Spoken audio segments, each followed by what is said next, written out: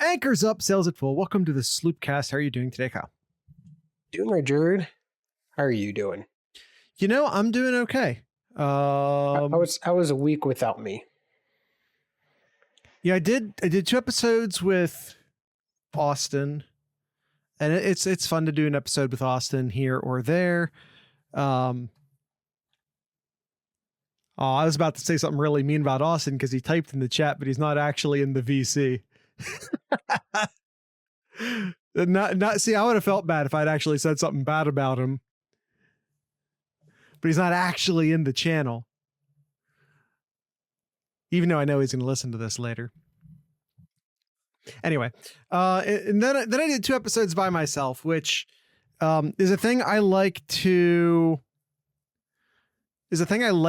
challenge myself to do. But if I'm being honest, I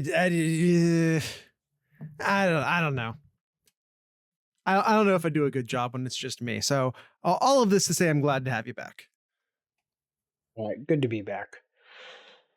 And it's also good to be back. A win on the road at night in the Big Ten West. Yeah, and it felt like a Big Ten second half of the season. I mean, what's rule number 4 in our Sloopcast rules, Jared? It's a long list of teams not to play. You want to read rule 4? You want to read of course Sloopcast commandment number 4? Of course. The rule of number 4 of the Sloopcast rules: don't play Appy State, Bison, Army, Navy, or night games in the Big Ten West. That last one. Listen, played a night game in the Big Ten West, not just against a Big Ten West team, in the Big Ten West. And it felt like it for a minute. I'm going to say this. I never thought for 1 second that Ohio State was going to lose the game. I'm going to say that. Never once thought that Ohio State was going to lose the game. Ohio State played a sloppy football game in many ways. It was a sloppy football game. There was a lot of bad execution. There was a lot of no, but they got tested because the OL sucks. I mean, you could make the argument that from a run blocking perspective, I'm going to say that again. From a run blocking perspective, this was the offensive line's best game. Is that a low bar to clear? Yes, it is. That is a low bar to clear. And by the way, let me say this, competition considered. They were better against Purdue, but that was Purdue. Competition considered, which Wisconsin has good defensive ends, maybe a bit lacking on the interior defensive line, but an excellent group of linebackers, good safeties. Like, it is a solid defense. But I mean, but just they're a solid defense. From a run blocking perspective, this might be one of the best games we've seen from this offensive line unit, competition considered. Can we just say that you're the GOAT? Says quote unquote Trey Henderson in the chat. And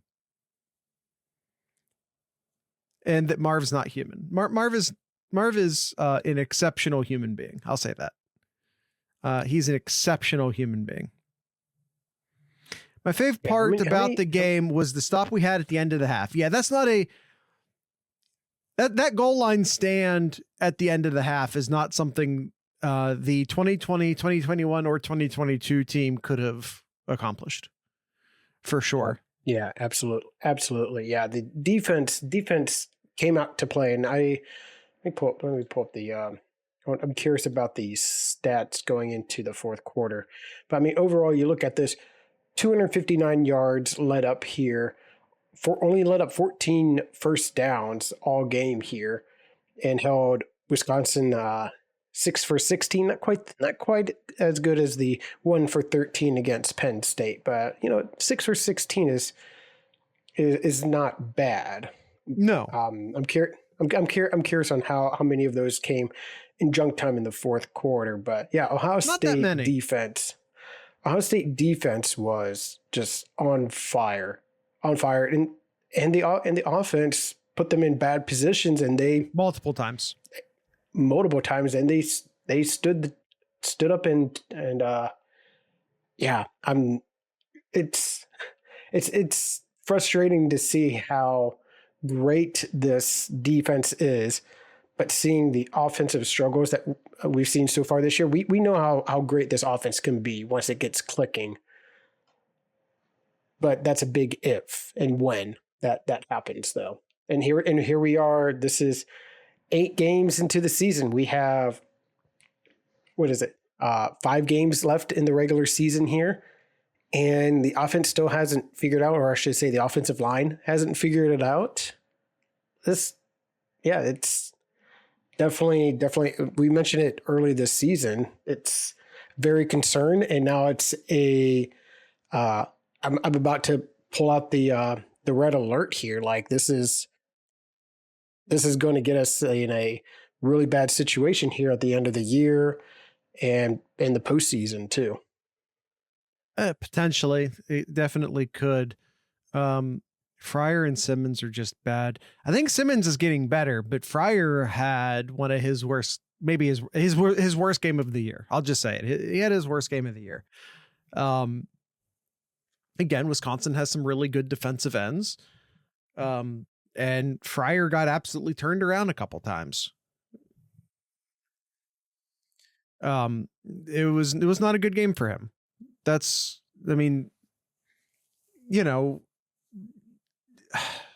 McCord gets hurt in this game. He doesn't miss any snap. Well, he missed one snap, right? He doesn't miss any significant time in the game, but he's definitely limping around on his ankle.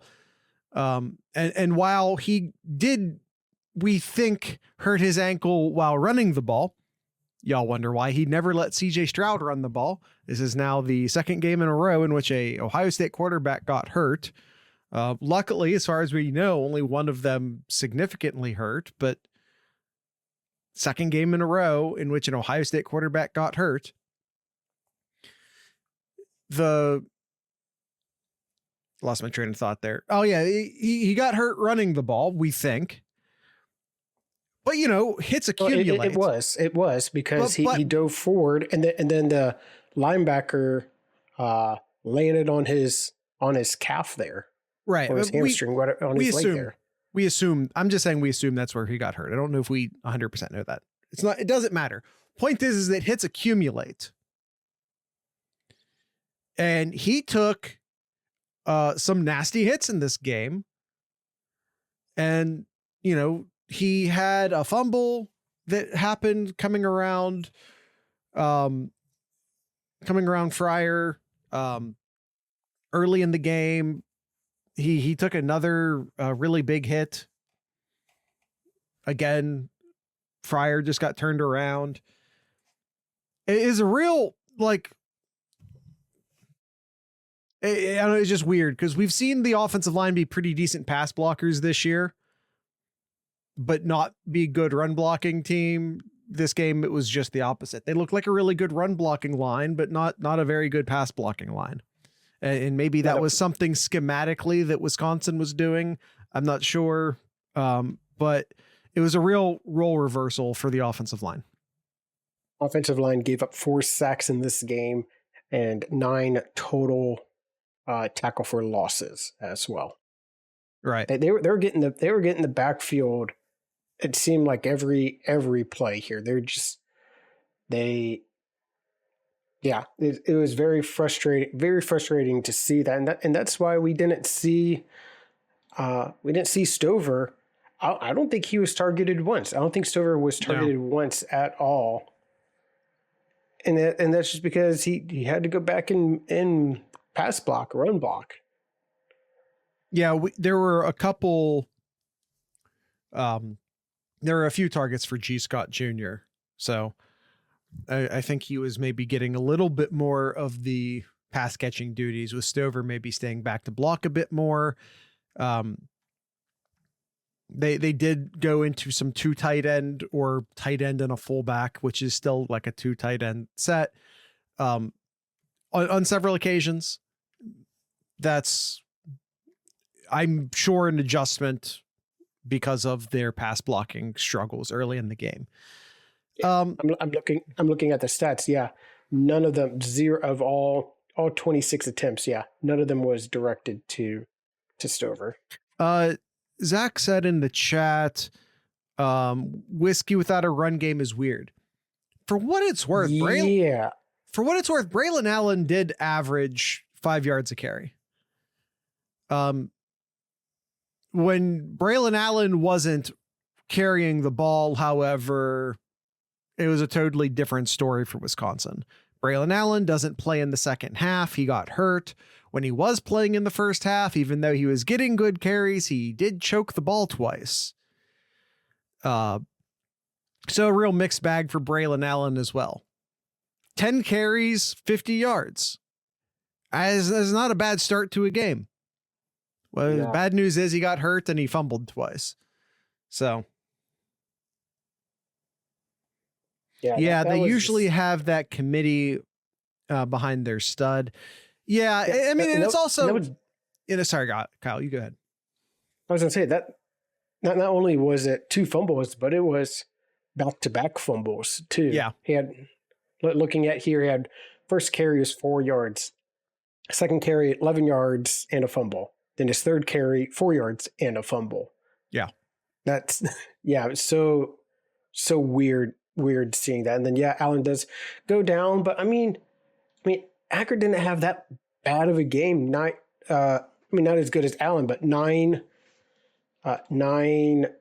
rushes for 34 yards. That's not terrible. I mean, almost 4 yards a carry. That's not terrible. And there was definitely times it seemed like he was really eating through Ohio State's defense right down the middle there. But when Ohio State got that second touch, or got the touchdown in the fourth quarter, when you knew that when Wisconsin had to pass it, you knew it was over at that point. It's really weird. By the way, I don't know which direction I want to go here. 10 carries, 50 yards, 5 per pop, 9 carries, 34 yards, 3.8 per pop. Not terrible, but it's no 24 carries on 162 yards. It's 6.8 a pop, which is what Trey does in this game. Again, offensive line having a really good game in one phase of the ball, while having this simultaneously their best game as a run blocking unit, while also probably their worst game as a pass blocking unit. Yeah. And it's just weird because they've been yeah, I've already said it. They were competent pass blockers a lot this year, but totally incompetent. Anyway, yeah, I mean, I already said it. Kyle McCord, not directly as a result of the offensive line playing poorly, because I'm not going to put it all on the offensive line, but they sure as hell didn't help. But Kyle McCord has a bad game this game. Throws his first interception since, was it week 1 or week 2 of the season? And then throws 2 in this game. He, 17 completions on 26 attempts, which isn't terrible, but it's also not very good. It's fine. It's average. I mean, Wisconsin had, and this is something I went over during Know Your Enemy, Wisconsin had statistically one of the best pass defenses in the league. That, top 10 in a bunch of the key categories that really mattered. So, 17 of 26 isn't fantastic, but I believe coming into the game, Wisconsin was only allowing like 55% completion percentage or something like that. And again, you can go back, listen to Know Your Enemy, or if you did listen to Know Your Enemy, I also talked about how they hadn't really played any like explosive passing offenses to that point either. So I don't know. It's a thing I spent a lot of time talking about during that episode, if you want to listen to it. But Kyle McCord's completion for the year is 64.1%. So you can say it's above his average. I suppose that's fair. Now, Braden Locke, quarterback for Wisconsin. This is a weird game to watch. And I'm not even talking about Ohio State for a second. I'm simply talking about Locke. It's not often I do this, but I'm going to do it. I'm just going to talk about the opposing quarterback on an island. I have nothing to do with Ohio State. The Braden Locke that I saw against Iowa, who we have seen come in since Mordecai got hurt, looked terrible.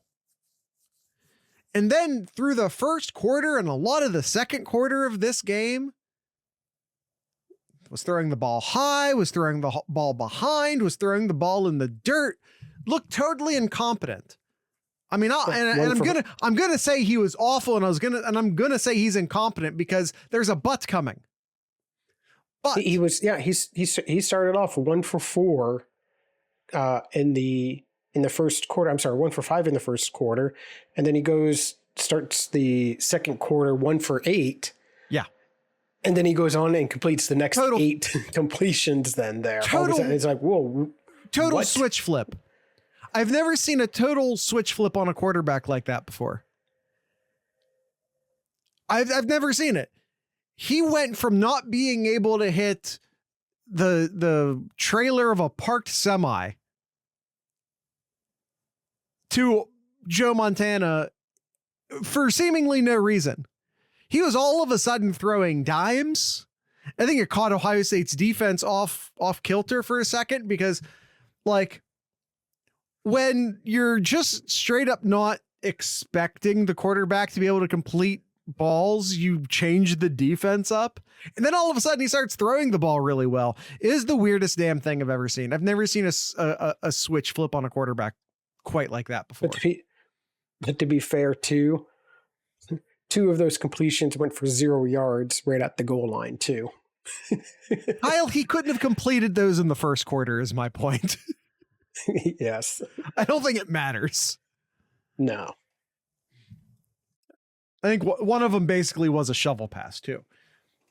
But he might have missed that in the first quarter. Yeah.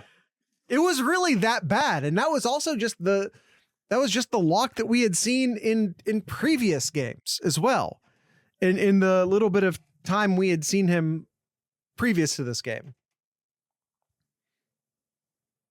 I don't know. It was the weirdest damn thing I've ever seen. I don't even have any bigger point there. It was just weird. Hey, you go on the road here. The takeaway from this, you go on the road at night over at Madison. You take the win there. I know Ohio State's had recent success against Wisconsin. They've beaten 10 in a row. 10 in a row right now, going back to 2014 for the last 9 years here. For a team that was like the thorn in Ohio State's side there for a minute, like through the Tressel era, especially. It was Wisconsin was like the game you circled on the schedule there for a bit. They were the team that snapped Ohio State's winning streak in 2003. There's the famous JJ Watt game where he terrorized Terrell Pryor. They were that team for Ohio State for a while. And then for Ohio State to then just rip 10 on them has been a big accomplishment, in my opinion. Yeah, Kyle puts up the win chart there from 2001 through 2010. Are they even win-loss there, or Ohio State is +1?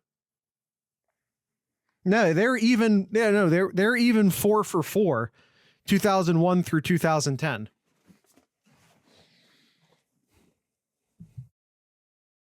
I mean, there you go. They were tied up against each other, including a stretch in which Ohio State lost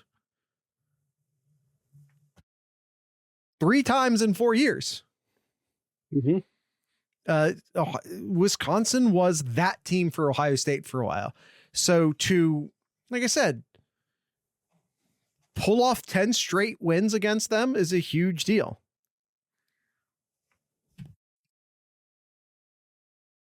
I'm just looking the last wins in Madison here.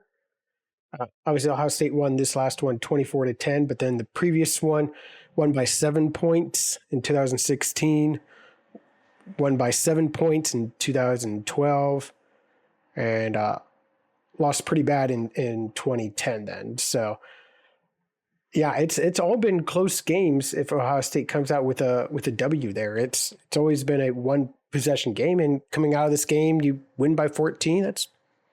You take that. You take that.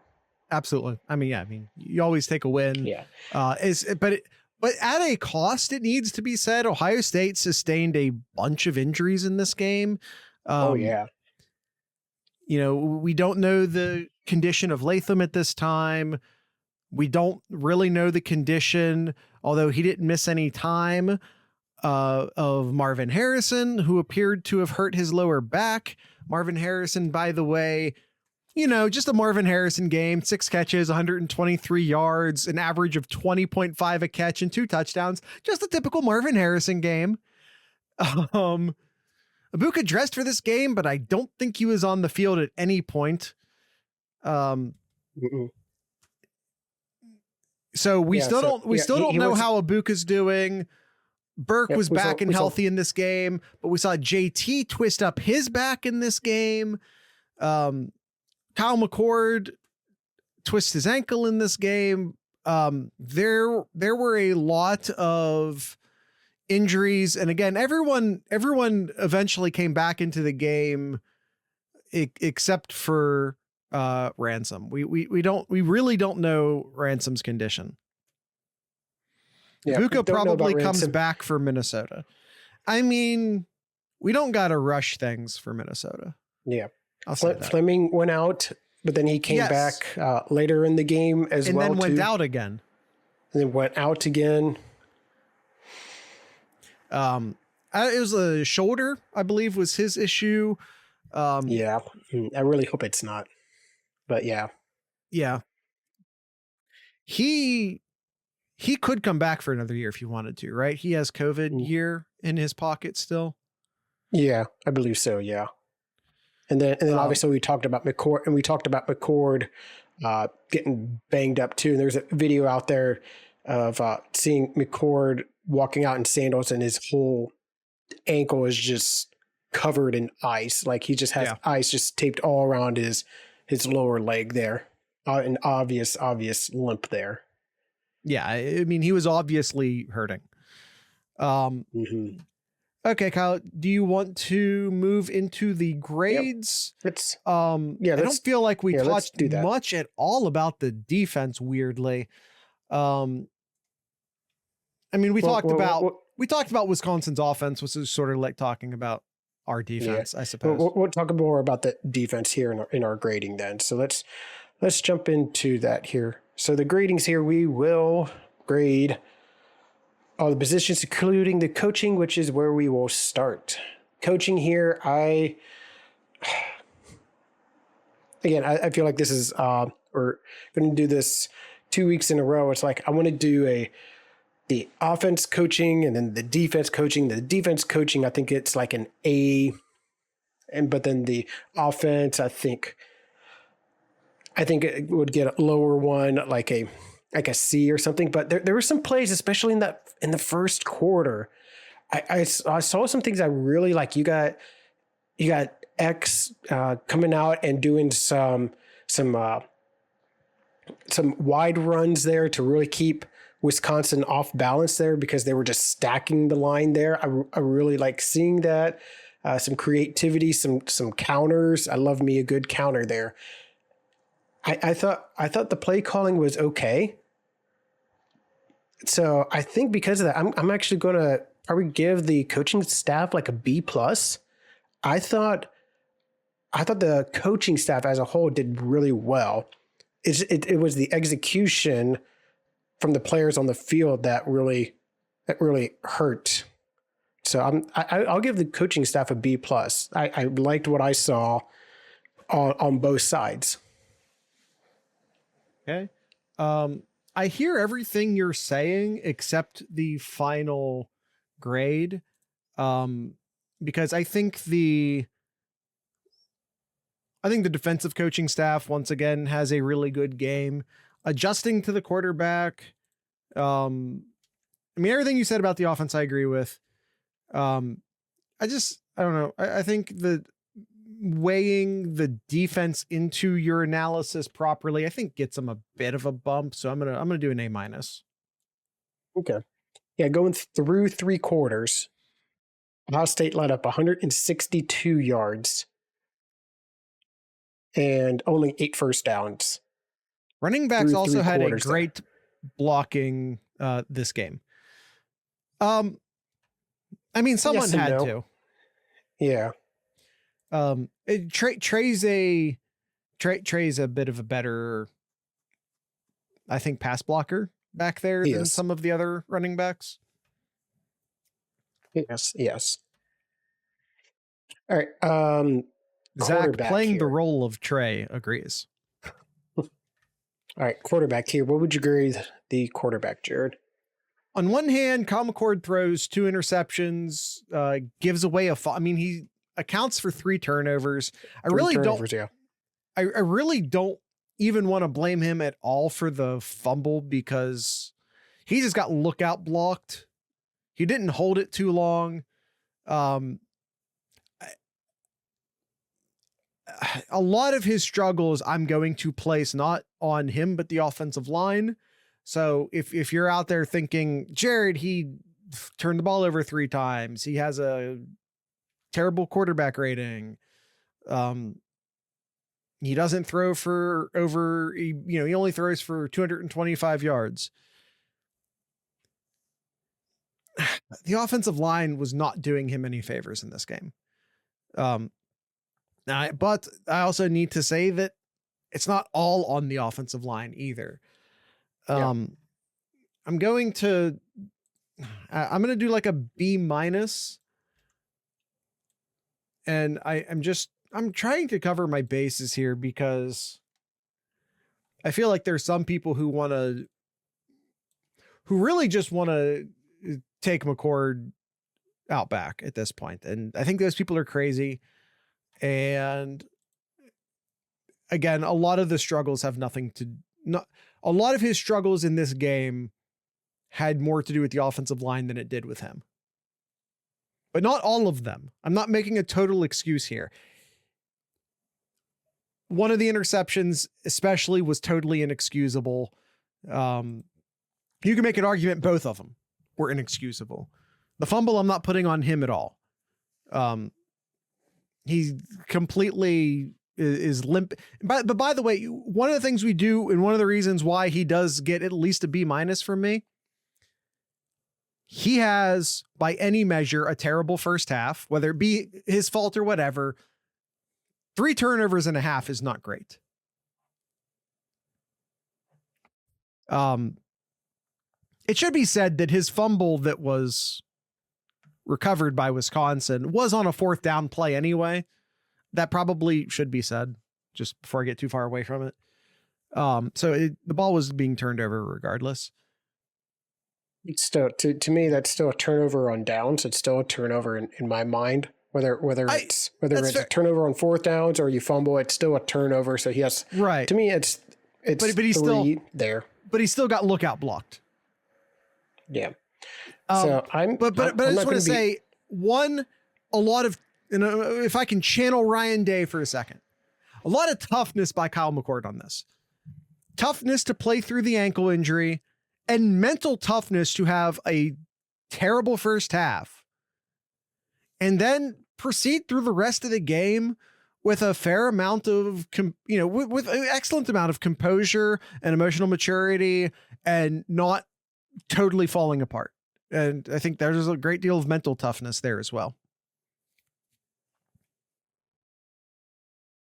I hear what you're saying, Jared. I do, but I cannot give my rating for McCord here. 8 games into the season here, and it's not to my standard of what an Ohio State quarterback should be here.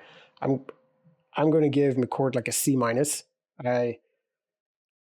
interceptions inexcusable. How long he's been holding on to the ball. He just, there's so many times in this game, that internal clock just does not tick. Holding on to the ball number of times, and it seems like every game ever since Notre Dame, he's had a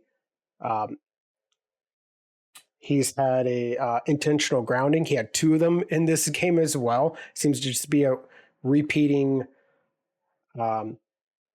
play that he does every game here. Okay. But he wouldn't have in both of his intentional groundings in this game. It's because he had a half of a second to throw the ball. Yeah. The one definitely was. The other one I can't remember off the top of my head, but also that situation. I mean, maybe you could blame the coaching staff for not having some sort of outlet pass for him there, or a quick out.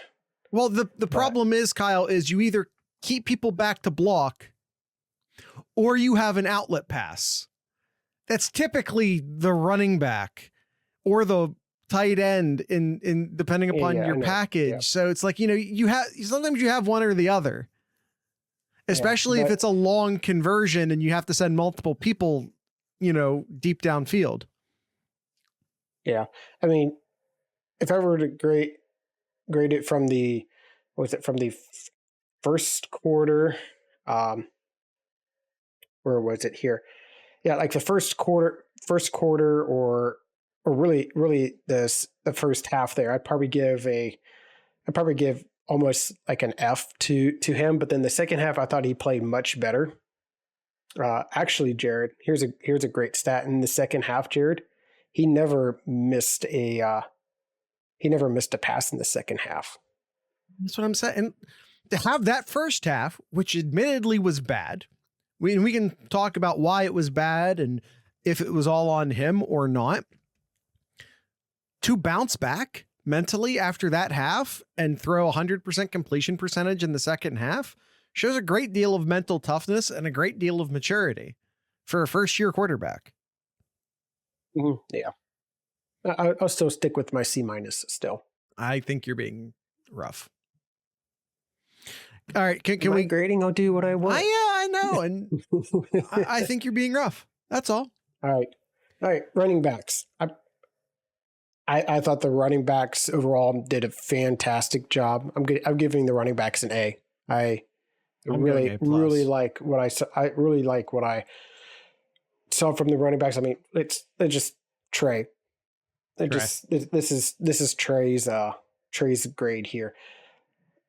Shows how much we missed Trey here. I know there was a lot of people leading into the season. Oh, Trey's actually not the number 1 running back. It's Chip. Nope, it's Chop.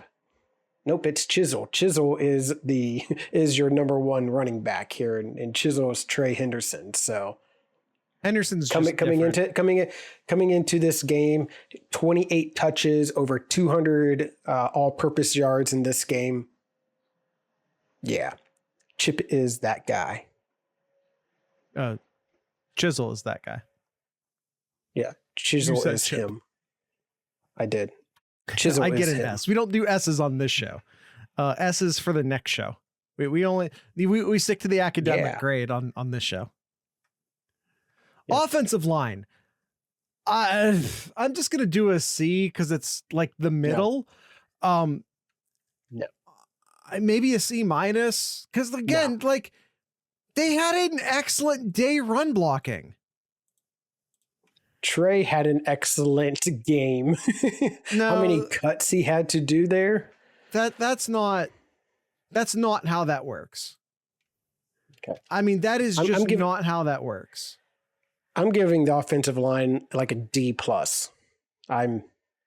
You came at me awfully hard for only being one notch off of me. I thought you were doing like just a straight D, straight C, but yeah, D+ for me. Not, again, 8 games into the season, hoping to see by now that they would have fixed things like we hope to have seen, like we did in 2014, where we're like, this offensive line is bad, and they had a turnaround. Really hoping that's what we would see here. Nope, not 8 games so far here, 5 left. Red alert here. Red alert. Needs to be said once again, much like in the Penn State game, this is an excellent front 7 that they played. I'm just saying, when they were looking terrible, I think they're having the same problems now that they were in September, but against much better teams. Yeah. For what it's worth. Right. Tight ends. I don't even know how to rate the tight ends in this game. I really don't. Only two targets to the tight ends. Both of them was to Scott. Caught both of them. Didn't see anything towards Farmer Gronk. I guess. Well, I guess like an average. I'll say like a C plus. Then I really don't know. Can I? I'm putting a B plus. Let me see if I can convince you to match me on this. They contributed incredibly well to the run blocking, which was the best it looked all year. That's fair. Are you sticking with your C plus? Yeah, I think Zach. I think what Zach posted there is correct. A B. I think a B. Okay. Wide receivers. This is only three wide receivers with reception to this game. Tate had 1, Fleming had 2, and then Marv. Yeah. And then there was Marv. This is hard because like Marv gets an A+ in this game. 6 catches, another 100-yard game here. 6 catches, an average of 20 per. 2 touchdowns, like. But where were the other wide receivers? Mm-hmm. Yeah. Fleming, does get 2 catches. He does get 20 yards. You're not going to thumb your nose up at a, 10-yard average. He gets hurt. Maybe if he hadn't got hurt, he stays in the game for a bit longer. As far as grading the wide receivers goes, it does need to be said that they are out wide receiver number 2 and for most of the game number 3 after Fleming leaves. So it's not like they have their whole roster out there. So I kind of want to give them a bit of leniency for that. I think I'll go like a B+. But once again, that's being carried, much like the Ohio State offense on several occasions this year. That is being carried by Marv. Yeah, I would say like a straight B. I was kind of on the fence B or B- here, but yeah, agreed. It's all carried by Marv here. Telling you that MF right there is not real. Yeah. Defensive line. Yeah. Huge game for Tyleek. Huge game for both Sawyer and JT. Sawyer gets 6 tackles in this game, 4 solos. Yeah, I know. That was a quiet 6 tackles there. Like that was. He was crashing. He was crashing. But when I saw the numbers at the end there, 6 tackles. One of those was a forced fumble as well. Yeah. So I would say an A. Yeah. I would say an A. I really like what I saw from this defensive line. Very, very solid. Yeah, I agree. I think an A. I don't know if there were any of those. I don't know if there's any of those game-changing moments, but man, the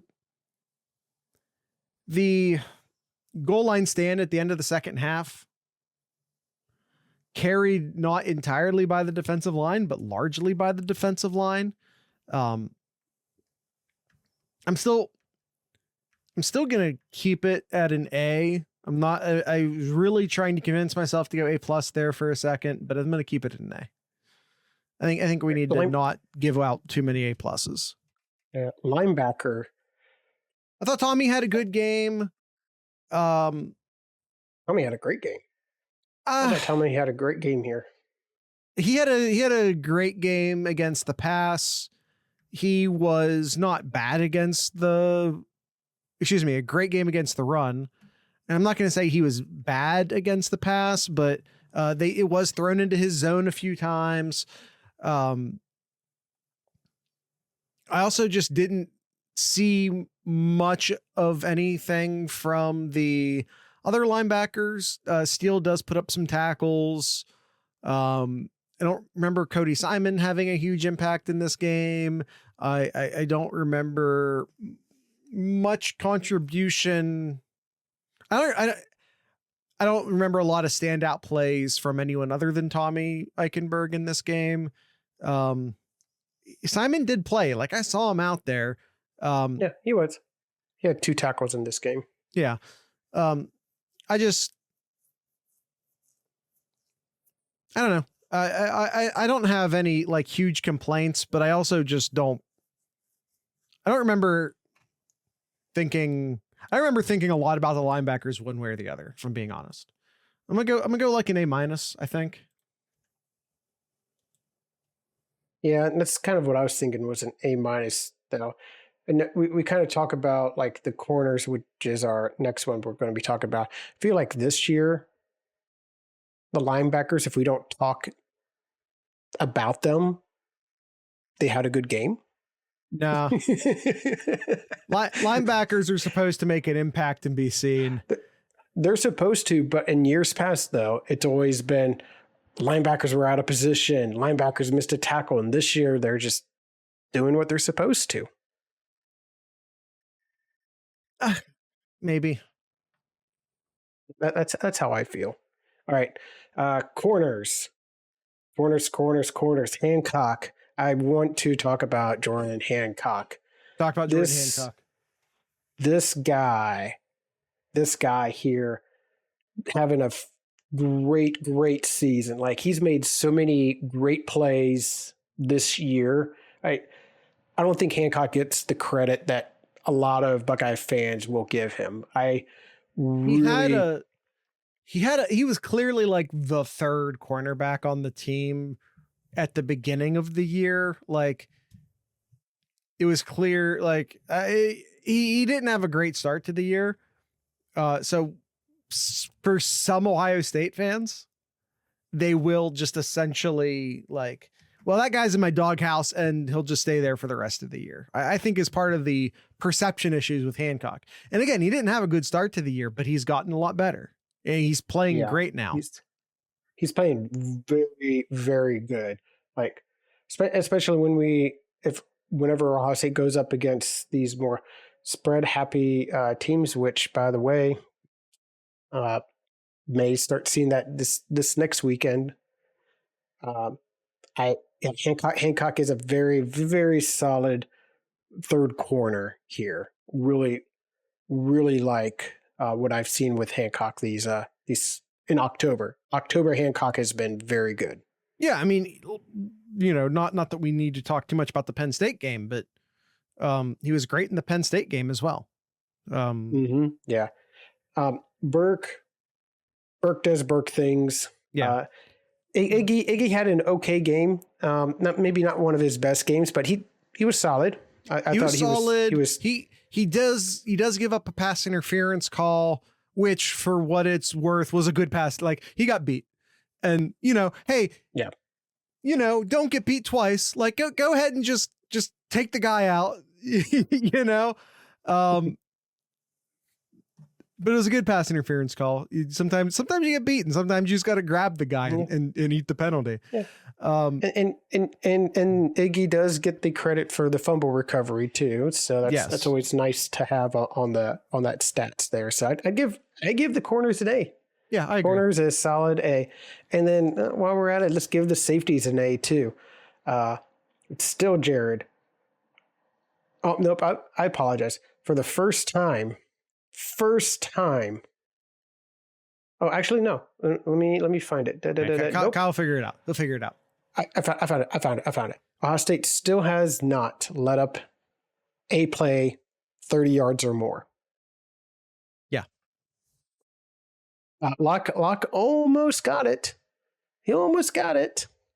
He had that one rush for what was that, in the fourth quarter, was it?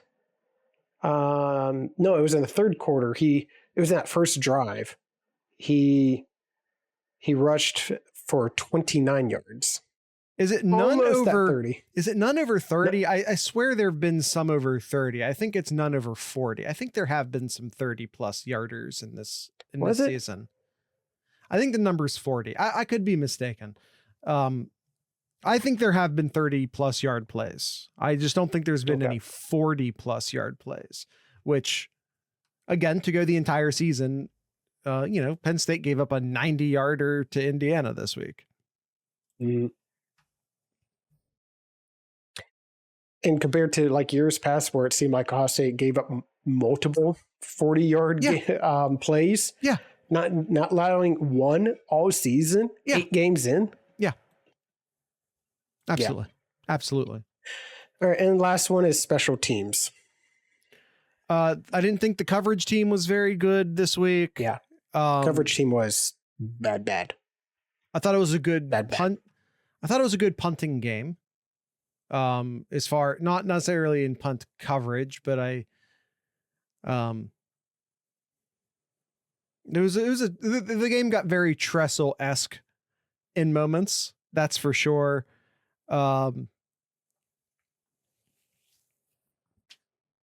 Nothing, but yeah, I thought specifically the punt and kick coverage, and DK is a good returner, so give him some credit. But I just didn't think the coverage team was all that good. They punted well. Nothing. They make a field goal, so that's good. I don't know. I'll do like a B, getting drugged down a bit by the punt and kick coverage. I feel like they're overrunning guys at times. Yeah, I'll give a B minus. Okay, the coverage is not what it needs to be right now. I'll say B minus. Okay. Not a terrible report card. Well, Kyle's is worse. Kyle was not being as nice as me today. Kyle, you went. I'm just like double checking this. At no point did you hand out a more generous grade than me. Nope, not this game. It was either even or worse. And most of the time it was worse. That's not true. We did go exactly the same through the defense. But every single offensive stat I graded better than you. But then we went basically, forgive the pun, chalk through the defensive units. All right, time to get out some Buckeye leaves. Buckeye leaves. Chat, get ready. You guys get to hand out a Buckeye leaf too. Don't bring that up, Zach. Offensive it's Buckeye not going leaf. To happen this year. It is not going to happen this year. Offense. Which one you want? Which one you want? We'll start with the offense. Which one you want? I'll take the other one. I got Trey. I'll take Marv then. I mean, that's just what it comes down to, right? Which one does the chat want? Or, pick a weird option if you want to. Trey picks Trey. So All right. Defense here. Defense. I'm going to give mine to Hancock. I really like what I saw with Jordan Hancock in this game. I'll give my Buckeye Leaf to Hancock. I'm going to go Tyleek Williams. 2 tackles for a loss, broke up a pass at the line of scrimmage, gets a sack in this game. I'm going to go Tyleek Williams. All right. Who does the chat want? There's 3 names here: Sawyer and Styles and Latham. Sawyer is add a 4th Tommy. name. I think they're going with Jack Sawyer. How about that? I think they're going with Jack Sawyer. Fair. We'll go with Sawyer. All right. And your wild card, Jared. Who will be your wild card in this game? I am also going with Jack Sawyer. I kind of want to give it to both Jack Sawyer and JT because I think they both had great games. I thought the defensive ends played really, really well in this game. But I'm gonna go Jack Sawyer. I feel like we've handed out a bunch to JT. I want to hand one out to. I feel like Sawyer. every wild card I've given out, it's always been to the defensive side here. It's for good reason. It's the better unit this year. Yes, it is, and I'm gonna stick with it though. Yeah, and I'll go with. So many choices to go with. I don't know. I don't think there's a wrong choice in like the starting 11. There's not one name. Maybe there's one, but that you could pick, and I'd be like, really? Yeah, I think I'll go with I think I'll go with Eichenberg. I'll go with Eichenberg. All right, Tommy Eichenberg. All right, Kyle, that is the show. Was there anything in the Ask Sloopcast mailbag, or do we maybe have a couple of those for next? I think the ones we had were maybe for next episode. That is the wrong one here. I think we might be good. How does Fryer still have a scholarship? Was one question. We won't answer that one. That's just mean. How much do you? He's trying his best. How much do you cringe when you see Cam Martinez trot onto the field? See, you guys are just being mean. We don't do these types of questions. Mm-hmm. All these other ones are related to the national scope here. All right. Why is JTT so close so much? Because he's always there. That's it. Like, if you're just always around the ball, then you're going to always be close. Mm. That's all. He's just always there. Yeah. That's it. He reminds me. That is the mailbag. All right. He reminds me a lot. He's like a more athletic Cam Hayward. Is like the comp I can't get out of my head for JT. That is it, Jared. Ohio State plays Rutgers this weekend here, and Ohio State opened up as a 19-point favorite. 19. Spoiler alert, I'm picking Ohio State. All right. That's it. That's the end of the show. Want to encourage everyone to come join the Discord server. We have lots of fun in the Discord server. I want to encourage everyone to check out our t-shirt store. Merch.thesloopcast.com. There's a bunch of Sloopcast merch there. And if you want to support the show by buying a t-shirt, but maybe you don't want to wear podcast merch that looks like it's from a podcast, you can go check out a bunch of cool Ohio based merch that doesn't look like merch. It just looks like cool t-shirts. you can find all of that stuff at 7071.thesloopcast.com. 7071, but 7071.thesloopcast.com. All right, Kyle, do you have anything in Kyle's Corner? You want to talk about hardball? We don't have time. We straight up don't have time. You want to talk about Brian? You want to talk about Brian Ferentz? Ferentz? I heard a rumor that something might be announced this week. Was anything announced today. This week? Yeah, today. It was announced today. What? I guess he's going to coach the rest of the year, but he will not return next year. They're not going to give him the chance. They're not going to give him the chance to try to increase his. It's mathematically impossible. By Iowa standards, sure, yes, but no. Hold on, we're not going to do the math live on the show. But he had to.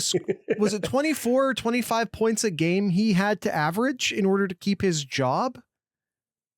And they've had 0 burgers this year. Like, how many points would they have to score through the last 4 games of the year in order to drag that average over 25? I don't think it's possible. 5,000, Odin says. I don't think it's 5,000, but I think it's close. You know what? We'll find out now. You know what? Tune into the Tuesday episode. Kyle will have that answer for you on the Tuesday. Oh, actually, I guess it's the Wednesday episode this week. Sorry, we're a day late, by the way. But we'll have that answer. We'll have that answer for you on the Collegiate Chaos episode. So with all that being said, tonight's ending music is by a band called Heart Attack Man, who are, of course, from Ohio. Like all, if you don't know, we always play Ohio music at the end of the show. Now, if you're listening to the podcast version of this, you just stay right where you are. You're going to hear the song. If you're watching this on YouTube, you have to go into the description and click on the link to listen to the song. There's a link in the show notes. It'll link you to the song. I can't play anything that's going to get like that, obviously copyright struck. So I won't be playing the Rembrandts. Is that who did that song? Anyway, tonight's ending music is by Heart Attack Man. The name of the song is C4. So with all that being said, I'd like to encourage everyone to drink local beer, listen to local music, and of course, sports local podcasters. Once again, this is Heart Attack Man.